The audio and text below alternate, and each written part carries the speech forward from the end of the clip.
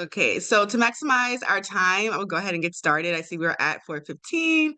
So hello everyone. I hope you are having a great time so far at the Horizons by Hopkins conference. I would like to welcome you to this exciting session, Walking the Tightrope: My Story of Finding Equilibrium in Life and Career. My name is Brandy Glover. I'm a fifth-year PhD candidate here at Hopkins, and it is my pleasure to moderate today's session.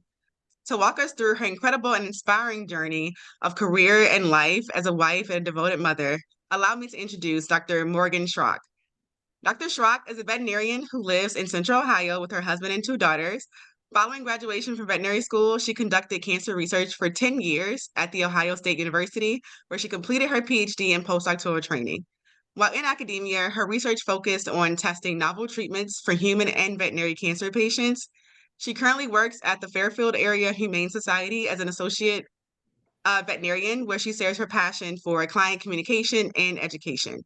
And without further ado, I hand over to our speaker, Dr. Morgan Schrock. Thank you so much for being with us. Thank you for the introduction.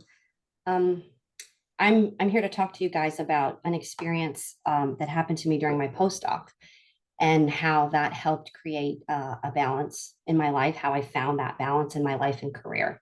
And so I kind of have to take you to that point in my life. So I was a postdoc in Matt Summers' lab at Ohio State, and I was working on a project that I loved. So it bridged. He actually recruited me to his lab with this project. He kind of took it off the shelf, and it was a human cancer treatment study, but it had a potential for veterinary clinical trials, which is what I was interested in as a veterinarian. And I had had two girls in graduate school. So I had had Emery my first year of grad school, and then Penny my fourth year. And so I had this busy routine, and many of you probably have kids, and so you know the drill, right?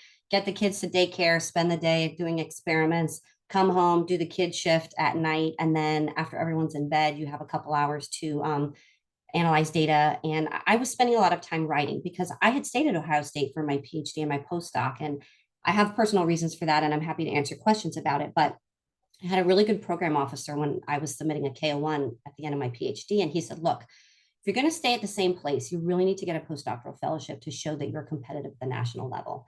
And so I knew that that was the next kind of tick that I needed to get. And so I was just writing these postdoctoral fellowships. And at this point, I had sent them all out, and I was getting them back, and they were no's. And so I'm kind of putting you, these pictures are kind of Easter, spring 2018, and Valentine's Day 2018. So I'm about 10 months into my postdoc, and it's Easter, and we've just spent a weekend visiting my husband's family in Kentucky, and Emery has been sick. And she was a sick kid. She was about sick every month since really she was born. And that's a whole different part of the talk. But what happened was she was diagnosed with leukemia. And, I wrote a piece about this that ran in Science, but it's still very hard for me to talk about this. And it's been 5 years now, but she was diagnosed with pre-B cell acute lymphoblastic leukemia. And through a variety of tests, it was found to be high recurrence. So that meant there was it's high risk for the cancer to come back. And so she got a lot of tough chemotherapy for 10 months of tough chemo. And then she had 2 years of maintenance chemotherapy where her hair regrowed, and she was able to go back to school because her immune system kind of rebounded. And I don't want to scare you guys. I want you to know that she's alive and well today. She's a happy 10-year-old. There's been decades of cancer research that have improved the prognosis of kids with ALL. And so even the high risk group have a 90% cure rate.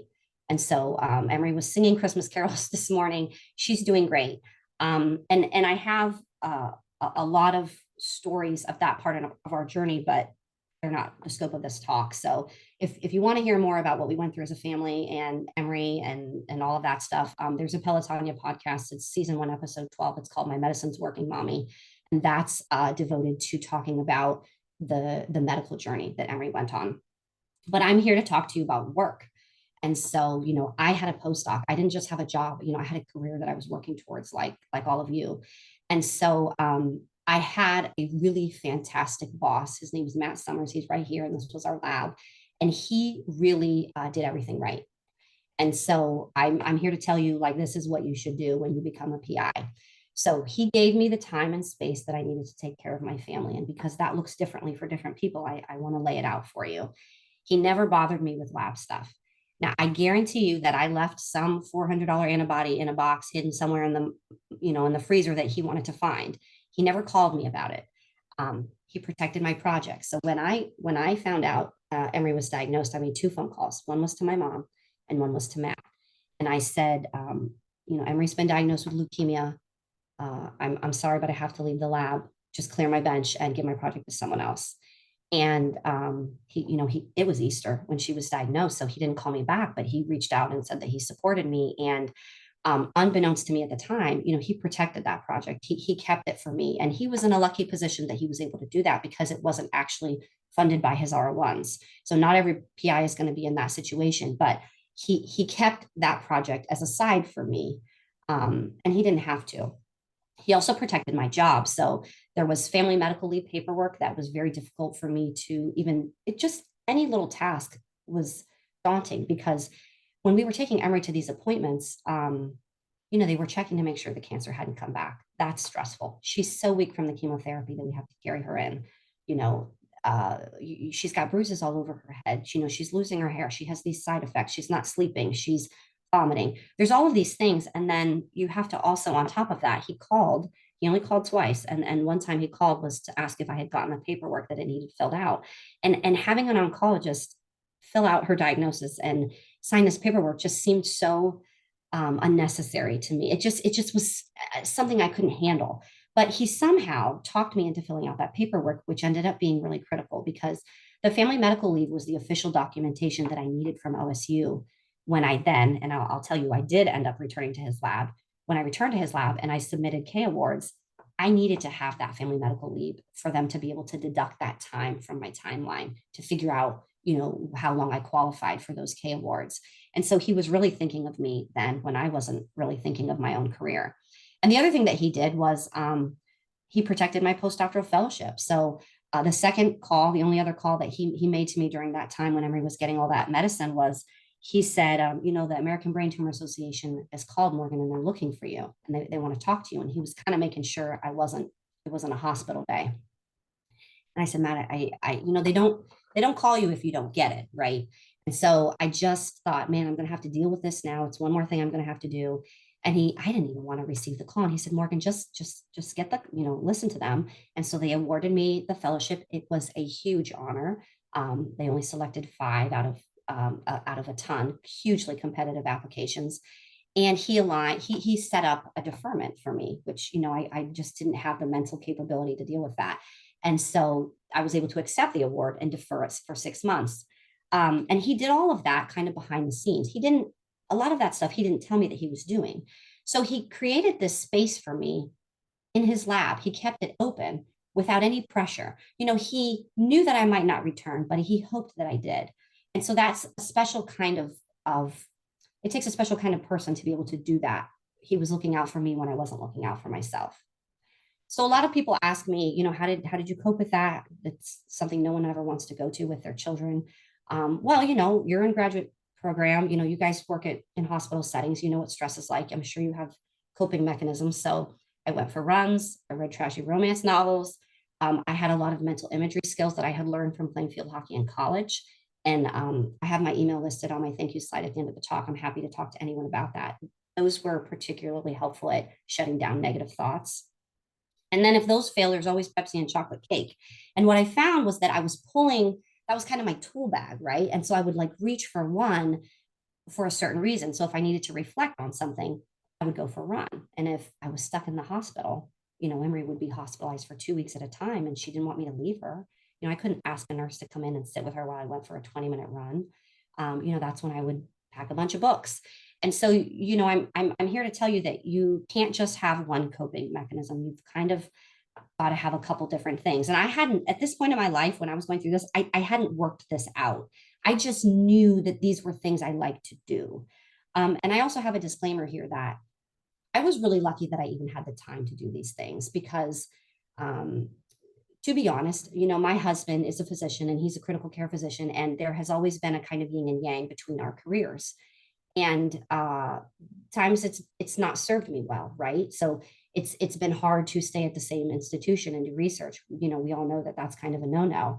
but it's something that as a couple with dual careers, it's something that we had decided to do, a sacrifice that I made. And so when this crisis happened, I was able to stay home. His job is the job that paid the bills, and we had health insurance through his job. And so I was lucky that I was able to focus on my mental health. I'll tell you that my husband is a different person. And even in our family, he was dealing with a different situation because he had to work. So he used work as an escape. He scrolled, he's not a reader. He documented all the photos and videos of this time were too hard for me to document. So he did it. And then I put this on here because um, I'm kind of being real with you. You know, what Andy had to do was he had to work all day. And every third week he was a critical care physician. So he was taking care of people in the ICU. And then if Emery was impatient, he had to get in a car after a day of that work and drive an hour to Columbus to go to Nationwide and spend some time with us. And he found that if he put in a pouch of chew on that hour-long drive, he was a lot calmer when he got to Nationwide. And then he would have to take Penny, our youngest daughter, home because siblings aren't allowed to spend the night. And so, you know, I'm disclosing these things because I don't want to pretend like Andy and I dealt with this by running marathons and eating salads. Like we're real people. Some things were healthy and some things weren't. But I'm encouraging you all to take time, and there's never a good time. There's never a slow time in your life, but take time to explore some kind of coping mechanism, do some art, go to an art class, meet some people, join a book club, something like that to kind of find a coping mechanism. So my advice, I don't feel qualified to give advice, but one thing I will say is that um, my husband and I, this is a picture from when we were engaged. We were first engaged, and we didn't know what we were doing back then. But you know, if you had told us you're going to have this, your daughter's going to be critically sick, your daughter's going to get cancer, I never would have believed that that would happen. But what happened at this point in when we were engaged is that we were having this difficulty. We were having this argument that we just couldn't get over, and we kept arguing in circles. And I said, you know what? We can't keep going through. We're not going to get married unless we work on this. We got to go to therapy. And, you know, I think that my parents' generation, they would have just buried it. Right. And hopefully we're evolving as people. And so we went to therapy, and we went to therapy for 3 years. And so when a crisis happened, you know, this was 5 years into our marriage, Annie and I had done our homework, right? We didn't know the test was coming, but I knew when I get angry or when I get upset, what I needed to do for myself, and also what further angered him, and vice versa for him. So we had kind of worked all of that out. And so don't wait for a crisis to happen in your life to improve communication with your partner or your loved one or your friend or whoever is your support network. We've talked about the coping skills, you know, make sure you have a tool bag of them, and then tell people how to support you, because what happens is people don't know what to say or do. And if they don't do anything, they feel bad. And I was, again, in a lucky situation where, you know, I didn't need gift cards to restaurants or, you know, a grocery store. And I had enough support that I didn't need someone to come and watch the kids so I could go for a run. So what we decided to do was pay it forward with cancer research, because of course, 60 years of cancer research is what gave Emory the 90% cure rate, and with blood donations because Emory was getting a lot of blood. And so we asked people, I said, I put it on social media. I said, hey, this is what we would like you to do to help us. And people really came out for us.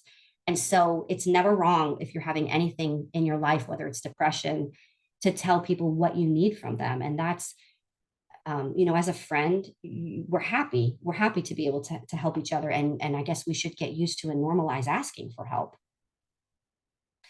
So, you know, how did I decide to come back to lab? So we had 10 months of tough chemo. And a lot of times we couldn't go anywhere because Emory's immune system was so low because of the chemo. And so what they do is they monitor it with an absolute neutrophil count. And if that number is below 500, you're not going anywhere. So we were like, we knew about quarantine before COVID. And she just wanted to go back to her normal life. She wanted to go back to school. And she had finished all of that 10 months of tough chemo, but her immune system, that ANC was not at the number it needed to be. And we kept going in every week, and it was just not what it needed to be. And so if you look at this picture, you can see here H11, this is hematology 11th floor of Nationwide. And we passed this owl over 100 times, those 10 months going in and out for chemo and blood and everything. And this is the day that they had finally told her that her counts were good enough that she could go back to school. And we walked out these doors and she looked at this owl and she said, Mom, will you take my picture? And she stood right there. I mean, that's what this is for. It's a photo op. And this smile on her face, she's so proud of herself of what she's been through, but also, what she allowed to be done to her body. She had her port access, she had needles stuck in her spine. And I just love this picture because we were all ready to go back to our normal life. So I called my boss and I said, Matt, I changed my mind. Maybe I want to come back, but I'm scared because I'm scared that she'll need me and I'll be at work, and I'm scared that I missed something when she was sick in the spring. And he said, Morgan, do what you need to do. But if you want to come back, why don't you start working on this small part of the project? It was live cell imaging of these mitotic cells. And it was just enough for me to get my feet in the water to kind of get back into lab. And so when I went back to lab, of course, it looked a little different. So I put up walls, right? I didn't go to certain talks. I was at a comprehensive cancer center. I didn't go to blood cancer talks. I didn't go to pediatric cancer talks. I mean, what happens? Sometimes you go to a solid tumor talk, and guess what? They end up talking about leukemia project. And I mean, that was hard. I left some talks crying. I could cry quietly sometimes. I mean, I just dealt with it as it came. And I tried to set personal boundaries about bringing work home. Of course, it really changes your outlook on life when you have a loved one that's critically ill like that, right? But saying no and setting up those boundaries is hard. It's really hard. And I thought that I had done a really good job when I had first gotten back to lab of setting up boundaries, but I found this picture when I was putting this talk together. So Emery's hair is still short. So this is only like 3 months after the tough chemo ended, and she just went back to school, and we decided to take them to Disney.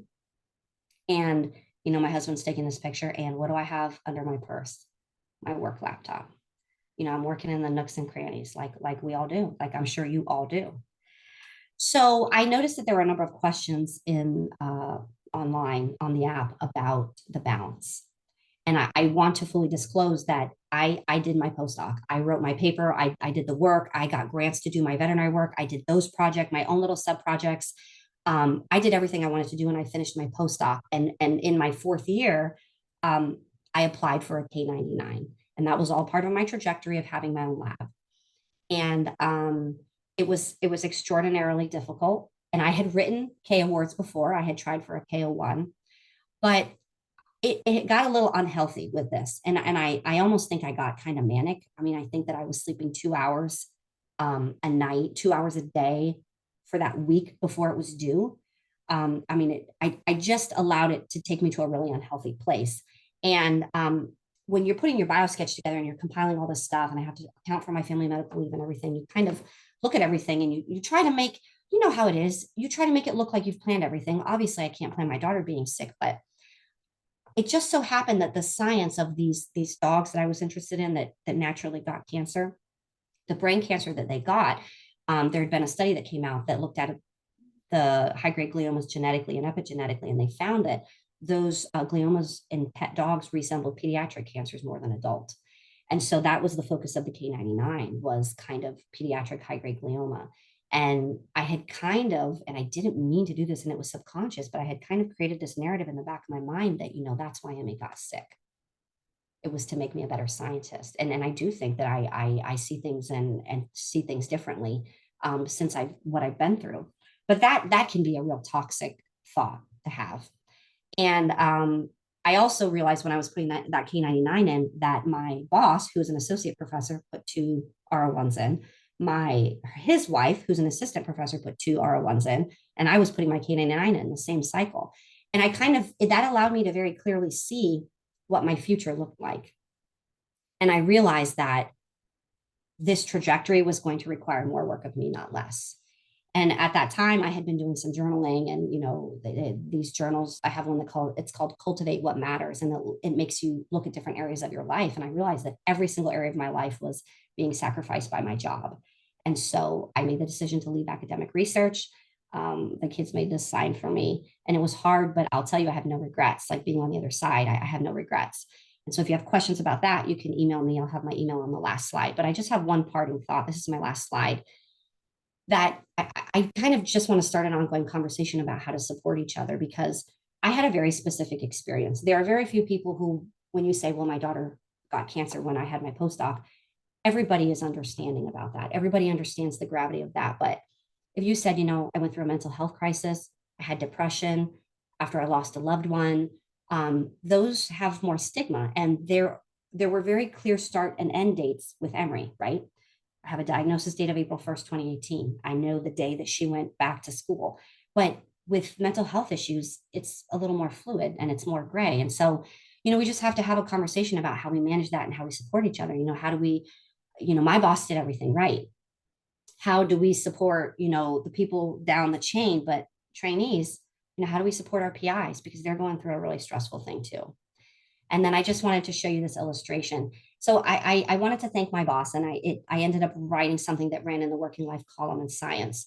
And when you publish in that column, Robert Newbecker creates an illustration after you write the piece.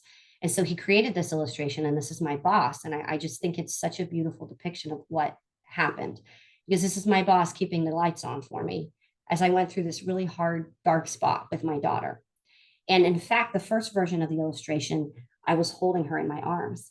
And the editor of Science said, no, no, we can't have that because it looks like I'm going to back, that I was going back to work too early and she was still sick.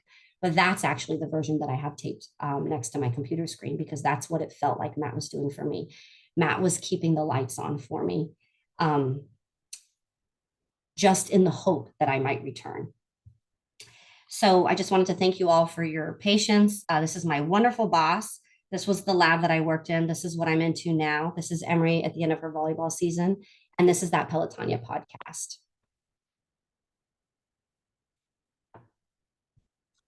Wow. I will say that was incredible to listen to, and thank you so much for such an inspiring story. I will say again, while we still have a few minutes, if anyone does have any questions, you please unmute and ask. And I also will look at the chat if you guys want to text any questions into the chat or to the Hoover app as well. I will say you also do you have two more personal comments as well in the chat. Oh, I'll have a Thank you look. all for Okay. sharing. Thank you. I will also ask, I guess my own question, even just kind of based on two of the things that have been put in the chat so far. How did you deal with, if you experience any of like the loneliness that might come with what you were dealing with, outside of having someone very supportive behind you, your PI and also your husband and family, were there moments where you did kind of feel alone and that no one really understood, I guess, what you were carrying as well? And how did you, I Yeah. guess, cope with that? Yeah. How did I cope with loneliness? I'll be honest with you. I think that this is hard because everybody deals with it very differently.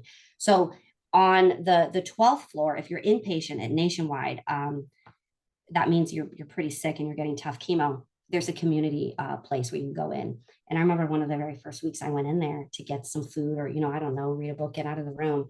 And there was a lady there and she just told a really sad story about her baby who had cancer. And, the scientist in me was like, I knew babies could have cancer, but the mom in me was like, I can't believe that this lady, and I won't, I mean, it was so upsetting what she shared. But for me, I found that I couldn't actually interact with other parents that were going through what I was going through because I carried that with me. I carried that baby like with me, and I just couldn't deal with anything more than what I was dealing with.